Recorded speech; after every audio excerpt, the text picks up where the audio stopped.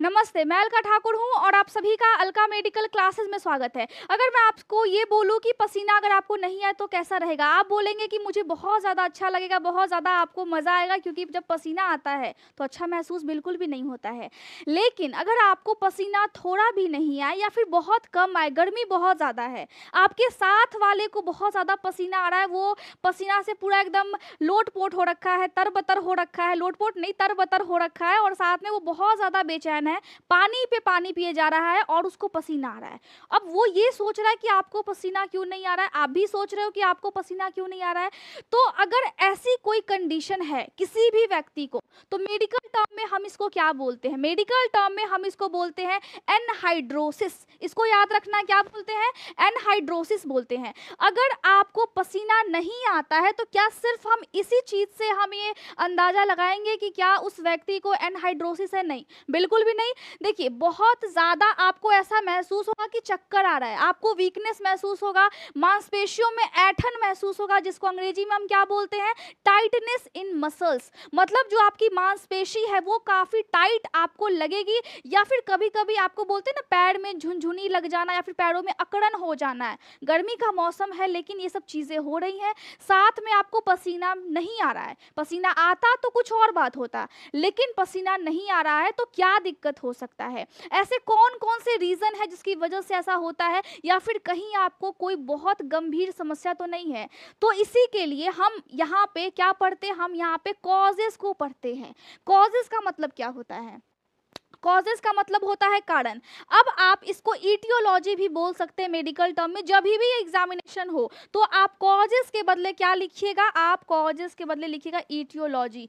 जब आप ये लिखते हैं तो आप काफ़ी अच्छे तरीके से एक्सप्लेन कर पाते हैं, क्योंकि अगर आप मेडिकल टर्म्स का इस्तेमाल करते हैं, चाहे आप कोई भी कोर्स कर रहे हैं, जीएनएम का कोर्स कर रहे हैं, बीएससी नर्सिंग का कोर्स कर रहे हैं, आप फार्मा का कोर्स कर रहे हैं, फिजियोथेरेपी का कोर्स कर रहे हैं, या फिर आप कोई भी अदर पैरामेडिकल कोर्सेज कर रहे हैं, आपके लिए बहुत ज़्यादा इंपॉर्टेंट है मेडिकल टर्म्स। और आप मेरे सारे लेक्चर्स को देख सकते हैं, एनाटॉमी एंड फिजियोलॉजी के लेक्चर्स को भी देखना है, साथ में मेडिकल, सर्जिकल, नर्सिंग, स्पेशली मैं जीएनएम और बीएससी नर्सिंग वाले को पढ़ा रही हूँ और उसमें लगभग बहुत सारे डिजीज़ को मैंने बताए हैं। किडनी में क्या क्या प्रॉब्लम्स हो जाते हैं, स्टोन कैसे हो जाता है, किडनी फेल कैसे कर जाता है, अगर लंबे टाइम तक कुछ दिक्कत है वो कैसे ठीक होगा, लंबे टाइम तक कुछ दिक्कत है किडनी में, प्रॉब्लम्स कैसे कैसे हो जाता है, क्यों हो जाता है, और आप कैसे खुद को ठीक रख पाते हो। इन सभी चीज़ों को जानना बहुत ही ज़्यादा अत्यंत आवश्यक है आपके लिए भी, और मैं आपको पढ़ा रही हूँ तो आप अच्छे से पढ़िए।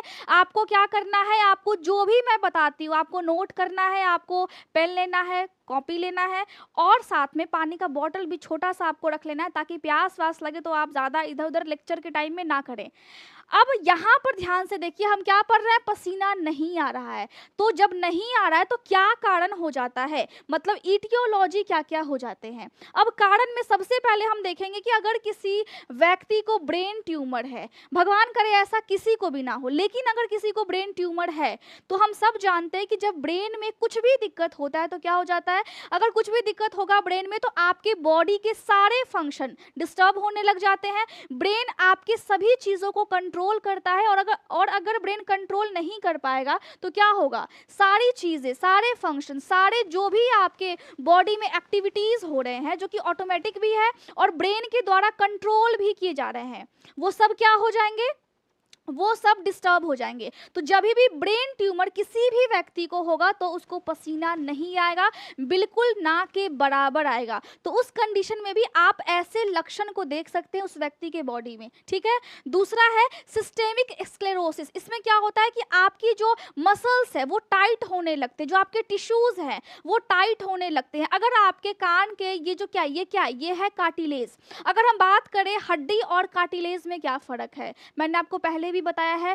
जो हड्डियां होती है वो काफ़ी ज़्यादा स्ट्रॉन्ग होती है, कैल्शियम और फॉस्फोरस की बनी होती है, साथ में हड्डी के अंदर में बोन मैरो होता है, और उसी बोन मैरो से फिर रेड ब्लड सेल्स बनते हैं, वाइट ब्लड सेल्स बनते हैं, प्लेटलेट्स बनते हैं। वो एक अलग चैप्टर हो गया, जब हम स्केलेटन सिस्टम पढ़ेंगे हम तब उसमें डिस्कस करेंगे। लेकिन अगर आपके मसल्स, समझिए कि मसल्स में जो भी टिश्यू है, टिश्यू को हिंदी में क्या बोलते हैं? टिश्यू को हम हिंदी में ऊतक बोलते हैं, और सेल को क्या बोलते हैं? सेल को हम हिंदी में कोशिका बोलते हैं। अगर अगर टिश्यू टाइट होने लगे तो उस स्थिति को हम क्या बोलेंगे, सिस्टेमिक स्क्लेरोसिस बोलेंगे। ठीक है, तो ये चीज आपको याद रखना है कि उस व्यक्ति को भी पसीना नहीं आएगा।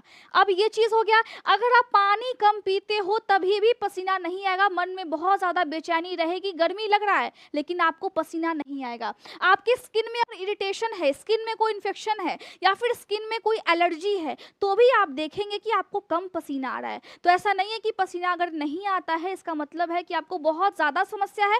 हो सकता है कि कुछ मामूली सी समस्या भी हो लेकिन इग्नोर करने की वजह से फिर वो बहुत ज़्यादा गंभीर स्थिति तक पहुंच गई हो। आपके बॉडी में बहुत ज़्यादा स्कार्स है, बहुत ज़्यादा दाग है, तभी भी पसीना आपको कम आएगा। कभी कभी होता है कि जब हम बड़े होते हैं तो मसल्स कहीं कहीं से फटने लगते हैं। स्किन जब आप बहुत ज़्यादा मोटे होते तो वहाँ से फैलने लगता है, तो क्या होता है वहाँ पे स्कार्स बन जाते हैं, वहाँ पर दाग बन जाते हैं। अगर ज़्यादा है बॉडी में तो आपको दवा लेना चाहिए, उस पर दवा आपको लगाना चाहिए, तो भी आपको पसीना नहीं आएगा। ठीक है, जेनेटिक भी समस्या होती, समस्या नहीं है। अगर आपको मम्मी और पापा से ये चीज़ मिला है, ये गुण मिला है तो बहुत अच्छी बात है। आपको पसीना कम आ रहा है तो इसमें कुछ नहीं कर सकते हैं, इसमें बस आप पानी पीजिए, ठीक हो जाएगा। लेकिन जेनेटिक भी होता है कि मम्मी और पापा को अगर कम पसीना आ रहा है तो बच्चे को भी कम पसीना आता है। एक और है सिस्टेमिक ल्यूपस इरिथ्रोमेटोसिस। अब इसमें क्या होता है, इसमें जो आपकी कोशिका है, इसमें जो आपकी बॉडी है वो अपने ही कोशिका को दुश्मन मान बैठती है, समझती है कि ये कहीं बाहर से आया है। तो उस कंडीशन में बॉडी क्या कर रही है, बॉडी खुद को ही हार्म पहुंचा रही है, बॉडी खुद को ही डिस्ट्रॉय कर रही है। आपके हेल्दी सेल्स खुद के ही सेल्स पर अटैक कर रहे हैं, उसको लग रहा है कि वो आपके बॉडी का पार्ट है ही नहीं, आपके ऑर्गन्स को, आपके टिश्यूज को वो डैमेज कर रहे हैं। तो उस कंडीशन को हम ये बोलते हैं। और जब भी ऐसा कंडीशन होगा तो भी आपको या फिर जिसको भी समस्या है उसको पसीना कम आएगा। ठीक है, अब एंटीबायोटिक आप ज़्यादा लेते हो या फिर ये वाली सिंड्रोम है, आपको शोगेन सिंड्रोम है, तो उस कंडीशन में भी आपको पसीना कब आएगा। एंटीबायोटिक्स लेने की वजह से आपकी बॉडी में पसीना कम आता है लेकिन बेचैनी आपको ज़्यादा महसूस होता है। तो दवाइयाँ आप जितना कम हो सके उतना आप इस्तेमाल कीजिए, लेकिन ये सारे कारण हैं जिसकी वजह से आपको पसीना कम आएगा। तो मेडिकल टर्म में हम उसको क्या बोलेंगे, मेडिकल टर्म में हम उसको बोलेंगे एनहाइड्रोसिस। तो मैंने ये चीज़ें बता दी। अब जिसका भी एज ज़्यादा है या फिर जिसको डायबिटीज़ है या फिर जिसको सोरियासिस हो गया है, ये क्या होता है, मैंने फोटो यहाँ पे लगाया नहीं, टाइम कम था। तो सोरियासिस क्या होता है, जिसमें आपकी जो स्किन होती है उसमें आपको दिखने लगेगा कि उसमें बहुत ज़्यादा रैशेस या फिर बहुत ज़्यादा आपको वो डैमेज होने लगेगा।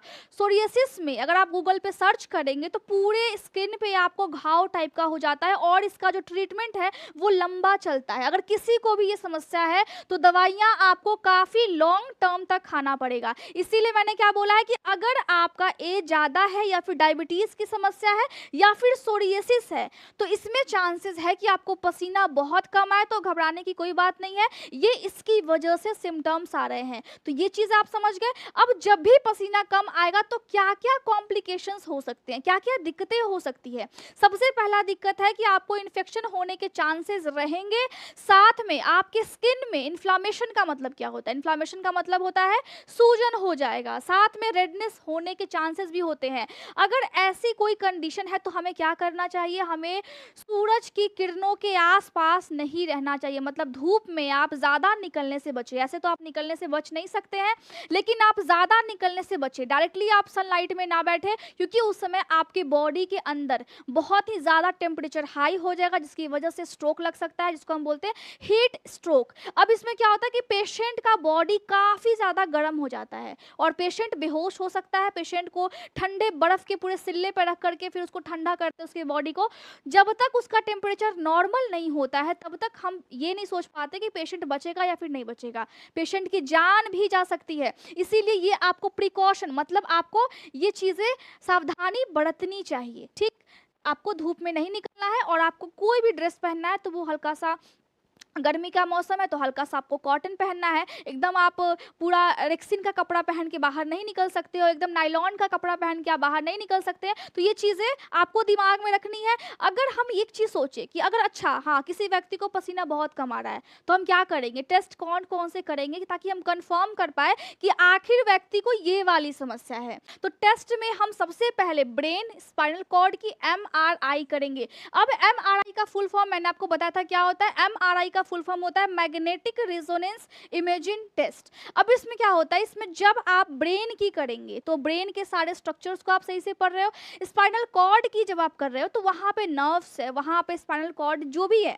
वो सीरीज में है या फिर नहीं है, उनका जो पोजीशन है सही है या फिर नहीं है, तो उसमें हमें ये पता लग जाएगा कि आपके ब्रेन में ट्यूमर है या फिर कहीं पे पानी भर रहा है, कहीं पे आपके ब्रेन में इन्फ्लामेशन है या फिर कहीं पे कुछ भी दिक्कत है, या फिर आपके स्पाइनल कॉर्ड में इंजरी तो नहीं है, वहाँ पे कोई नर्व्स डैमेज तो नहीं है। सारी चीज़ें हम देख सकते हैं ब्रेन और स्पाइनल कॉर्ड के एमआरआई में। पहला चीज़ हम ये करेंगे। दूसरा आयोडीन स्टार्च टेस्ट करेंगे, इसकी मदद से हम ये जान पाते हैं कि हाँ इसको सही में एनहाइड्रोसिस है या फिर नहीं है। डिटेल में मैं आपको बताऊंगी नेक्स्ट लेक्चर में, लेकिन ये टेस्ट करते हैं। थर्मोरेगुलेटरी स्वेट टेस्ट, स्वेट का मतलब होता है पसीना, और आपके बॉडी के अंदर जो भी टेम्परेचर है उसको हम मापते हैं कि सही में नॉर्मल टेम्परेचर बॉडी के अंदर है या फिर नहीं है। लास्टली हम क्या देखते हैं, स्किन की बायोप्सी कैसे होती है। इसमें क्या होता है, इसमें हम स्किन के टुकड़े को कट करते हैं और फिर हम माइक्रोस्कोप के अंडर देखते हैं कहीं उसमें कोई कैंसरस सेल तो नहीं है, कहीं उसमें जो नॉर्मल सेल है वो एबनॉर्मल की तरफ तो नहीं जा रहा है, कहीं वो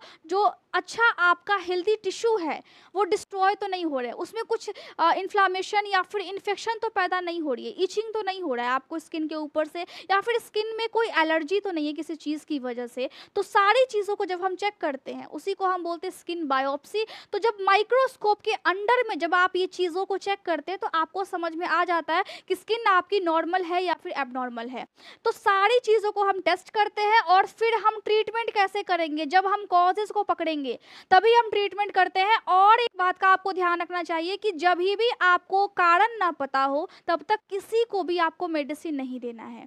और एक चीज़ का आपको ध्यान रखना है कि जब भी आपको टेस्ट करके ये कंफर्म ना हो जाए कि किसी व्यक्ति को एनहाइड्रोसिस है या फिर नहीं है, तब तक आप उसको उसकी दवाइयाँ नहीं दे सकते हैं। इसीलिए मैं हमेशा बोलती हूँ कि आपको नॉलेज अच्छी रखनी चाहिए और आपको कॉजेस पे काम करना है, क्या कारण है जिसकी वजह से किसी भी व्यक्ति को क्या दिक्कत हो रहा है, तो आपको दवाइयाँ देने में आसानी होगी। और सबसे पहले आपको एलर्जी टेस्ट करना है। किसी भी इंसान को जिसको आप मेडिसिन दे रहे हो उसको किसी पर्टिकुलर मेडिसिन से एलर्जी है, वो सेंसिटिव है, उसके जो ब्लड सेल्स है वो कहीं रिएक्ट तो नहीं करेंगे, सारी चीज़ों को हम टेस्ट करते हैं, देखते हैं। आप ब्लड टेस्ट भी कर सकते हैं पेशेंट का, क्योंकि जब आप ब्लड टेस्ट करते हो तो आपको समझ में आता है कि वो किस चीज़ों की वजह से उसके ब्लड में एलर्जी पैदा हो रही है या फिर वो एलर्जिक है वो पेशेंट।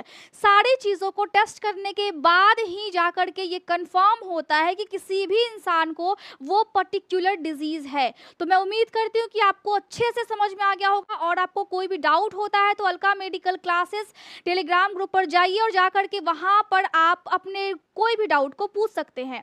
पहले वाले कमेंट में, मेरे किसी भी वीडियो के पहले वाले कमेंट में आपको क्या मिलेगा, आपको लिंक मिलेगा किस चीज़ का, डू यू नो सीरीज 1 का आपको लिंक मिलेगा जो कि 299 का है, और उसमें मैंने 10 वीडियो को रखा है और आपको ये बताया है कि अगर आपकी बॉडी में कोई दिक्कत है, आपके आने वाले जनरेशन की बॉडी में अगर कुछ ऐसा दिक्कत है, आपके बच्चे को कुछ ऐसा दिक्कत है जो कि आपको समझ में नहीं आ रहा है, और आप जा करके डॉक्टर को आप इन्फॉर्म भी नहीं कर रहे हैं कि हाँ डॉक्टर साहब मेरे बेटे या फिर बेटी को ये वाली प्रॉब्लम है, फिर आप क्या करोगे, फिर आप पैनिक करते हो। और अगर आप पैनिक नहीं भी करते हैं तो उस कंडीशन में आप उसको इग्नोर करते हैं। जा करके जब बच्चे की डेवलपमेंट होती है तो बच्चा का कोई ना कोई अंग या तो खराब हो जाता है या फिर जैसा होना चाहिए वैसा बिल्कुल नहीं रहता है। तो ये सब क्यों हो रहा है, ये सब आपको नॉलेज की कमी की वजह से हो रहा है। अगर आपको जानना है आपकी बॉडी में जो भी आपके रिप्रोडक्टिव पार्ट्स हैं उसमें क्या दिक्कत हो जाता है, आपको समझ में नहीं आता है, आप हेजिटेट करते हो, किसी से आप पूछते भी नहीं हो।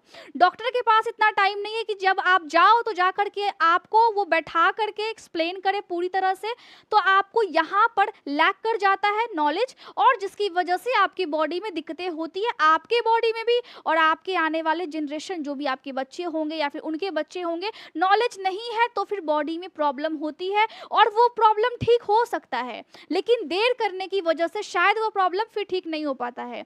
आपको जा करके वो डू यू नो सीरीज 1 देखना चाहिए, और वो सिर्फ 299 का है। अलका मेडिकल क्लासेस जो एप्लीकेशन है वो आप प्ले स्टोर से डाउनलोड कर सकते हैं, उस पर अवेलेबल है, या फिर आप पहले वाले कमेंट में से लिंक पे से जा करके डायरेक्टली आप उसको परचेज कर सकते हैं। तो मैं उम्मीद कर रही हूँ कि आपको समझ में आया होगा। कोई भी डाउट होता है, नोट्स चाहिए, टेलीग्राम पर आप पूछिए, आप मांगिए, आपको मिल जाएंगे। Thank you so much.